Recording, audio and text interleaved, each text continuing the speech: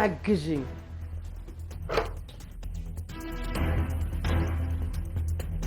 ዛሬም ነገም ብሽኮረመሙ የራሴ እትዬሽ ጥፍት ይበል። በቃ ልጅቷን ታያት አልኩሽ። ወድቄ እንድሰበር ብላ መኝታ ክፍል በር ላይ ያንን ነገር የደፋችሁ እርግጠኛ ነሽ? በስተመጨረሻም ይፍቱ ስራ በራሷ ሰዓት የሆነ ጉድጓድ ቆፈረች። ከጉድጓድ ውስጥም ራሷ ገብታ ራሷ በራሷ እዛው ስንክልክል ብላ ወድቃለች። ሰላም ቤተሰብ እንዴት አላችሁ? ህብስት ድራማ ክፍል 29 ይዤላችሁ ቀርብ ያለው ተከታተሉን።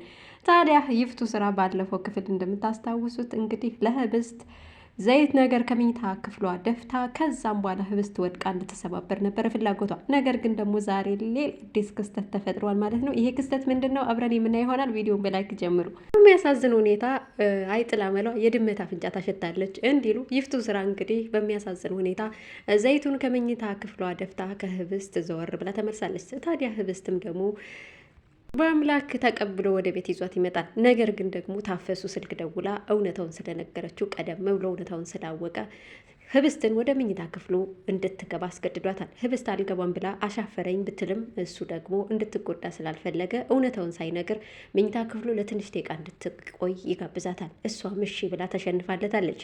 ታዲያ ይፍቱ ስራም እንግዲህ መውደቋንና እግሯ ተሰባብሮ መውደቋን ለማየት ልቧ ጓጉቶ ተነስታ እየከነፈች ወደ መኝታ ክፍሏ ታመራለች።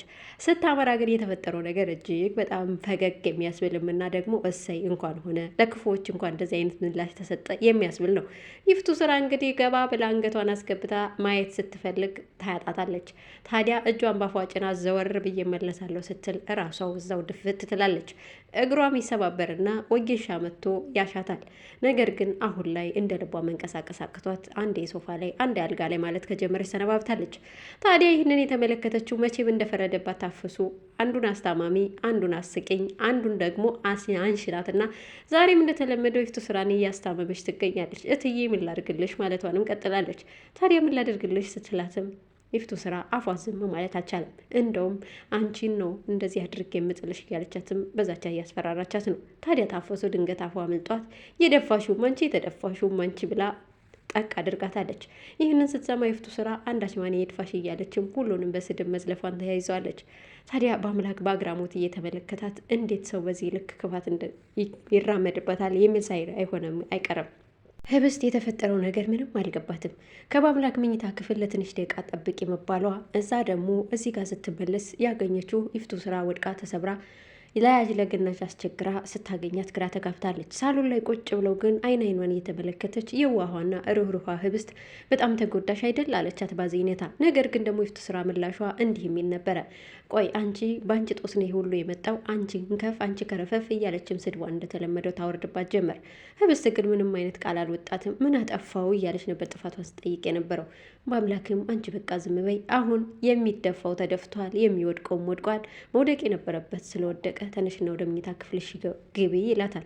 ታዲያ ይሄ ቅኔ ስለገባት ይፍቱ ስራ መቼም ሰው ያደረገውን ሲነገረው ቅኔ ቢሆንም ይገባዋልና ገብቷታል።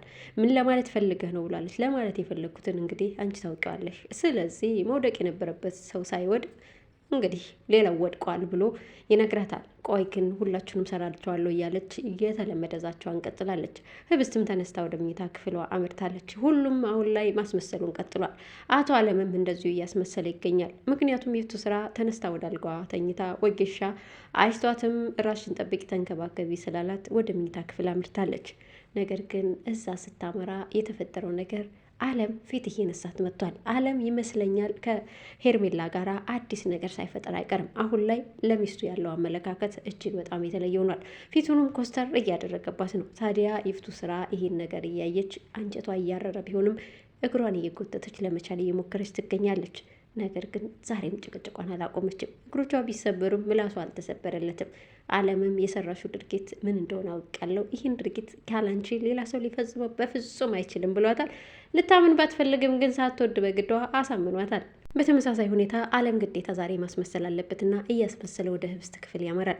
ህብስት ክፍልም ገብቶ የኔ ልጅ ምን ተፈጠረ እያለም እንደተለመደው የአባትነት ፍቅርን እየሰጣት ነው። ግን ደግሞ በውስጡ እየዘራው ያለው ዘር መጥፎና የማይጠቅም ዘር ነው።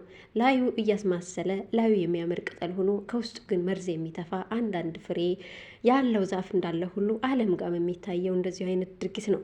ዛሬ ህብስት እውነት መስሏት አምኗት አባቴ እያለች ትጠራዋለች። የተፈጠረውን ነገር አንድ ባንድ ሲጠይቃትም እናቱን ነግረዋለች። ታዲያ ታፈሱም ከእሷ ክፍል ነበረችና እባክሽን እየጠራችሽ ነው ሂጂ ብሎ ታፈሱን ልኮ ለህብስት መልካም አባት መስሎ እያወራትና የተፈጠረው ነገር በጣም ያሳዝናል። በልጅነትሽ ግን ያደረግሻት ነገር አለ ወይ ይላታል። ሆን ብሎ ይህን ነገር እያደረገው እንደሆነ ህብስት በፍጹም አታውቅም። ህብስት በቀናነት ነው የምትመለከተው። በአምላክ ግን ይህን ሁሉ ጉድ ያውቃልና ዝም ጭጭ ብሎ ሴራቸውን እየተከታተላቸው ነው። ከእሱ ጋር እንደሚሰራ እያስመሰለ ነገር ግን ከበስተጀርባ ሆኖ ህብስትን መጠበቁን አላቆመም። ምክንያቱም ፍቅር ኃያል ነውና ፍቅር ዋጋ ተመን የለውምና የህብስት ዋጋ ከሁሉም ነገር ስለላቀበት ገንዘብም ወደ ጎን ትቶ ህብስትን እየተከታተላትና ምንም አይነት ጉዳት እንዳይደርስባት ከፊት ለፊቷ ቀድሞ የሚገኘው እሱ ነው። ታዲያ ዛሬም ደግሞ እንደተለመደው አብነት ጋር ጎራ ብሏል። አብነት ጋር ጎራ ሲል አብነት በፈገግታ ለምንድን ነው እስካሁን ድረስ ያመሸው? አምሽቶ መተኛ ነው ወይ የኔ ቤት እያለም ተቀብሎታል። ታዲያ ሲቀበለው ግን ያ ንዴቱ ከአቤኔዘር ጋራ ተገናኝታ ሲያየዋት ፊቱ እንዴት እንደሆነበት እያስታወሰ በአምላክን የሆነ ነገር እያለ በቁጭት እየገረፈው ይገኛል። ፍቅር ምን ያክል ዋጋ እንደሚያስከፍልና ምን ያክል ንዴት እንደሚጭርም እየነገረው ይገኛል። ታዲያ ይህንን ደግሞ ሲነግሩት የማይወደው በአምላክ አሁን ላይ ፍቅሩን በውስጡ አምቆ ይዞ ንዴቱ ከውጭ ላይ ወጥቶ እየተናገረበት ይገኛል። በአምላክ ምችንን አጋጣሚ ተጠቅሞ ሸንቆጥ እያደረገው ነው። ታዲያ እሺ በቃ ልሄድ ብሎ ተነስቶም ወደ ቤት አምርቷል። ወደ ቤት ሲያመራ ግን ፈስ የሁሉም ንዴት መወጫ ናትና ይፍቱ ስራ በጥፊ ብላት እየተናደደችና የተበሳጨች ከመኝታ ክፍል ወደ ኩሽናዋ ስትወጣ ያገኛታል። ታፈስ እንዴት ነሽ ይላታል። ደህና ነኝ ብላ በልቧ ላይ ያንን ያነገሰችውን የት ሄደ ብላ ጠይቃለች። ታዲያ አብነትን የት ሄደ ብላ ስትጠይቀው ጌታዬዋ ለምን አልመጣም ብላ ቆላምጣ ነው የምጠራው። ጌታሽዋ ነገ ይመጣል ስለዚህ ጠብቂው ይላታል። እየተሽኮረመመችም እሺ ጠብቀዋለሁ ብላለች። መሽኮርመሙ ለነገ ይደርሳል እያለም ነግሯታል። ነገር ግን ደግሞ ወደ ህብስት መኝታ ክፍል ግዴታ ጎራ ማለት ነበረበትና ጎራ ሲል ግን ያገኘው ነገር እጅግ በጣም ልብ የሚሰብር ነበር። ያን የሚያስመስለው አለም ሁልጊዜም ቢሆን በላይ ተቀባብታ ውስጧ ደግሞ ሌላ እንደሆነች ይታወቃል። አሁን ላይ ደግሞ አቶ አለም ይህንን ድርጊቷን ጎላ አድርጎ እያሳየን ይገኛል። ታዲያ በአምላክም ይህን ድርጊቱን ስለሚያውቅ በሩን ሳያንኳኳ በሩን ይከፍታል። ሲከፍት ግን ልክ እንደ አባት እያስመሰለ ለልጁ ተቆርቋሪና ለህብስት ሀሳቢ መስሎ እንዴት ሴት ልጅ ክፍል ሳታንኳኳ ትገባለህ ይለዋል። በጣም ይቅርታ ሳላንኳኳ የገባሁትኝ ያው ተኝታ ስለማገኛትን ይለዋል። ታዲያ አለምም እውነተኛ አባት ለመምሰል አሁንም ክርክሩን ቀጠለ። እሺ በጣም ይቅርታ ዛሬ ስለተፈጠረው ነገር ልጠይቅ ፈልጌ ነው፣ ካጠፋሁኝ ይቅርታ ብሎ በአምላክ ጥሏቸው ይወጣል። በአምላክ ግን ሁሉንም ነገር ያውቃል። አለምም ያውቃል። ከበአምላክ ጋር አብረው እየሰሩ እንደሆነ ሁለቱም ያውቃሉ። ይህንን ድርጊትና ይህንን ክፋት የማታውቀው ህብስት ናት። ነገር ግን ለህብስት ደግሞ ፍቅሯ ከፊት ለፊት ቆሞላታል። ፍቅር አሸንፎት ዛሬ ላይ ከእሷ ፊት የቆመው በአምላክ ለዓለም ጋራ እሰራለሁ ይበል እንጂ የህብስት ጠበቃ ነው። ታዲያ ዝም ብሎ ጥሏቸው ሞቷል። አባት ተብዬውም ግንባሯን ሳም አድርጎ ህብስትን ደህና ደሪልኝ ብሏት ይወጣል። ህብስት እሱ ደህና ደሪ ብሎ ሲወጣ ከአቤኔዘር ጋር ማውራቷን ቀጥላለች።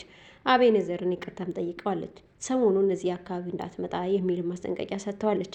ታዲያ እዚህ አካባቢው እንዳይመጣ የፈለገችው በአምላክን ስለምትወደው ነው ወይስን ፍራቻ ነው የሚለው የሁላችንም ጥያቄ ነው። ኔቴ ወይዘሪት ክፋትም ዛሬም እንደተለመደው ሌላ ክፋት ልትሰራ እግሯን ቢሻላትም ይፍቱ ከተኛችበት አልጋ ተነስታ መንቀሳቀስ ብትችልም አሁንም ሌላ አዲስ ጉድጓድ ለመቆፈር ዝግጅቷን ጨርሳለች። በሌሊት ተነስታ ሁሉም በተኛበት እረፊ የሚል ማስጠንቀቂያ ቢሰጣትም ማስጠንቀቂያውን ጥሳ ተነስታ ወደ ህብስት ክፍል አምርታለች። የህብስት ክፍልን ገብታ እስከ ወዲያኛው መሸኘት ነበርና ፍላጎቷ ለመሸኘት ተዘጋጅታ ነበር የሄደችው። ታዲያ ግን እንኳን እስከ ወዲያኛው ልትሸኛት ከህብስት ክፍል ያየችው ትልቅ ነገር አለ። ያ ትልቅ ነገር ምንድን ነው? እኛም አላወቅነውም። በቀጣይ ክፍሉ የምናውቀው ይሆናል። እውነት ግን ምን አይታ ነው እንደዛ ያስደነግጣት?